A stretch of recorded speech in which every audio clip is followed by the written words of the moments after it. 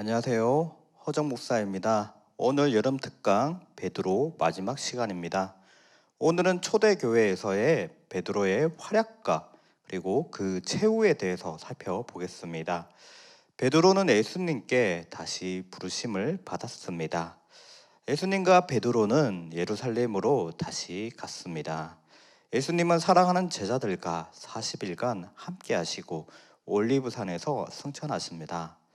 다락방, 아마도 마가 요한의 집에 있는 다락방이 아닐까 추정되는데요. 이곳에서 오순절에 베드로와 제자들 그리고 그곳에 모인 120명의 성도들이 성령을 받습니다. 이렇게 해서 처음 교회가 세워지게 되었습니다. 성령 충만한 성도들은 예수님의 사역을 이어갑니다.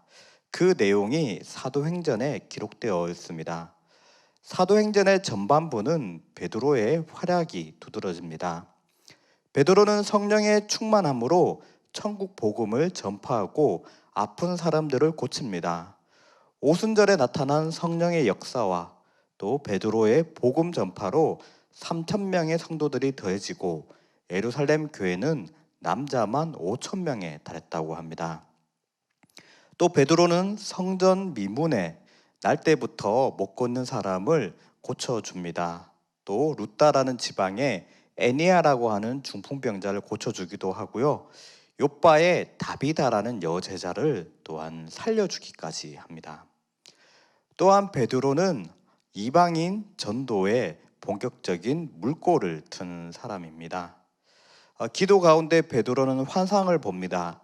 하늘에서 큰 그릇이 내려오는데 그 그릇에는 4발 달린 짐승과 또 땅에 기는 것과 또 공중에 새가 들어있었다고 합니다. 레위기 11장에 보면 이 율법에 유대인들은 먹을 수 있는 정결한 음식과 그리고 먹을 수 없는 부정한 음식이 나뉘어져 있습니다.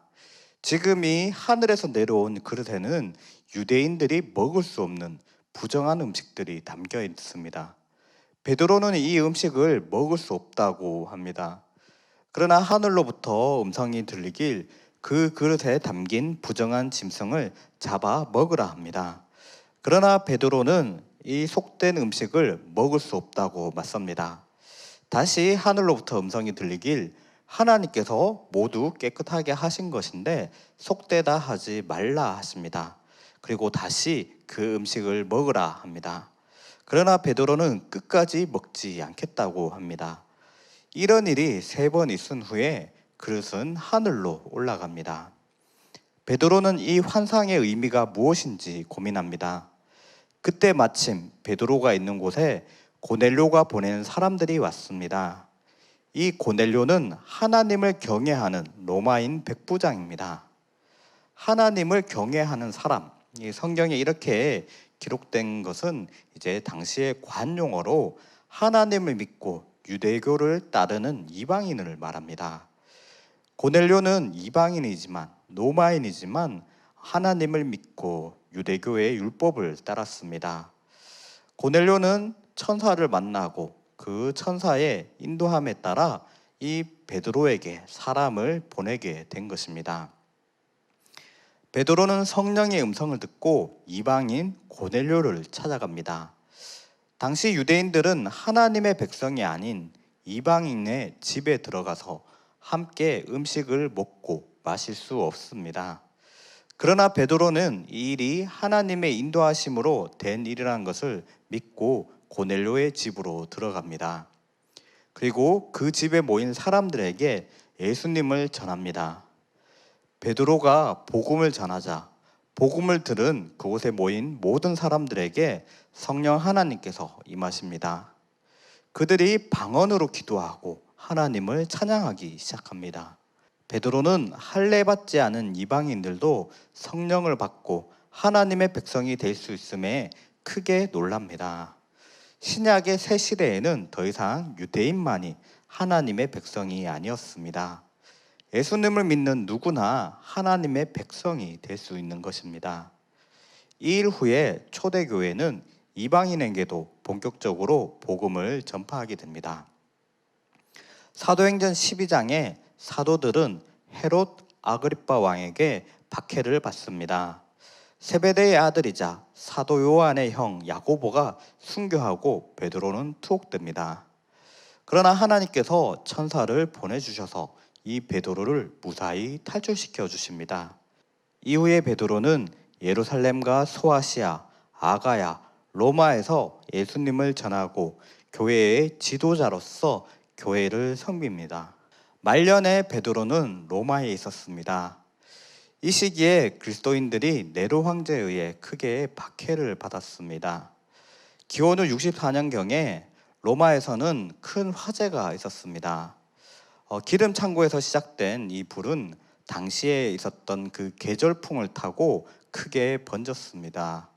이 불은 9일이나 계속되었다고 합니다. 로마에 있던 14개의 행정구역 가운데 3개의 구역이 전소되고 7개의 구역은 절반 정도가 불에 탔다고 합니다. 온전한 행정구역은 4개 뿐이었습니다. 그런데 당시 네로 황제는 거듭된 실정으로 사람들에게 평판이 좋지 않았습니다. 그리고 사람들 사이에 이 네로 황제가 불을 지른 진범이라는 소문이 돌기도 했습니다. 네로 황제는 이 위기를 극복하기 위해서 그리스도인들을 희생양으로 삼았습니다. 왜냐하면 화재가 있었던 그때에 온전했던 4개 행정구역에 그리스도인들과 그리고 유대인들이 많이 살고 있었기 때문입니다. 네로는 방화 사건을 날조해서 이 사건의 진범이 바로 기독교인들이다, 그렇게 소문을 퍼뜨립니다. 그리고 기독교인들을 잡아다가 박해하기 시작합니다. 베드로는 베드로 전서와 후서를 통해 로마의 박해로부터 고통받는 성도들을 격려하고 그리고 새 하늘과 새 땅에 소망을 주었습니다. 또 함께 있는 마가에게 예수님에 대한 복음을 전했고 마가는 이를 듣고 마가 복음을 남깁니다. 베드로의 최후는 성경에 기록되어 있지 않습니다. 그러나 전해져 내려오는 이야기, 전승을 통해서 또 외경인 베드로 행전의 기록을 통해서 베드로의 최후가 남아 있습니다. 전승에 따르면 베드로는 로마의 박해가 심해지자 이 로마를 떠나 다른 곳으로 피신하려 했습니다. 그런데 환상 가운데 예수님을 만나게 됩니다. 예수님은 베드로와 정반대로 로마를 향해 가고 계셨습니다. 베드로는 예수님께 묻습니다. 주님, 어디로 가십니까? 베드로의 질문에 예수님은 십자가에 다시 못 박히러 가신다고 대답하십니다. 베드로는 발걸음을 멈추고 크게 뉘우치고 다시 로마로 향합니다. 그리고 예수님께서 맡겨주신 양들, 그 성도들과 끝까지 함께합니다. 베드로는 체포되어 예수님처럼 십자가형을 언도받습니다. 그러나 예수님과 같이 감히 같은 모습으로 십자가에 달릴 수가 없어서 베드로는 십자가에 거꾸로 달리길 원합니다. 그리고 그의 뜻대로 베드로는 십자가에 거꾸로 매달려 순교합니다. 이때 베드로의 나이가 60대 후반으로 추정됩니다. 베드로의 시신은 로마의 공동묘지에 안장되었다고 합니다. 카톨릭에서는 베드로의 무덤 위에 지금의 성 베드로 성당을 세웠고 또 그의 유골 가운데 일부가 그들에게 남아있다고 주장합니다. 그러나 실제 베드로의 유골인지 또 실제 베드로의 무덤인지는 알 수가 없습니다. 이렇게 여름 특강으로 베드로에 대해 알아보았습니다. 베드로의 삶은 신앙적으로 완전하지 않습니다. 물 위를 걷다가 물에 빠지기도 하고 예수님의 십자가 길을 막기도 하고 다른 제자들과 누가 크냐를 놓고 다투기도 했습니다. 무엇보다 베드로는 예수님을 3번이나 모른다 부인했습니다.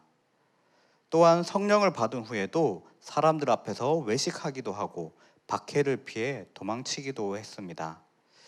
그의 삶에 많은 실패가 있었지만 그는 결국 주님의 제자로서 그 사명을 다하고 순교합니다. 우리가 걷는 신앙의 길도 완벽할 수는 없을 것입니다. 때로 시험에 들기도 하고 때로 넘어지기도 하고 때로 탈선하기도 하고 때로 죄를 짓기도 할 것입니다. 그러나 주님께서는 여전히 우리와 함께 하시고 우리가 넘어졌을 때 우리를 일으켜 주시고 우리를 붙잡아 주시고 우리를 끝까지 인도해 주십니다. 우리의 삶이 베드로와 같이 실패가 있다 할지라도 우리 삶의 끝에는 결국 주님으로 인해 영광이 있을 줄 믿습니다. 오늘 하루도 주님과 동행하는 삶 살아가시길 소망합니다. 감사합니다.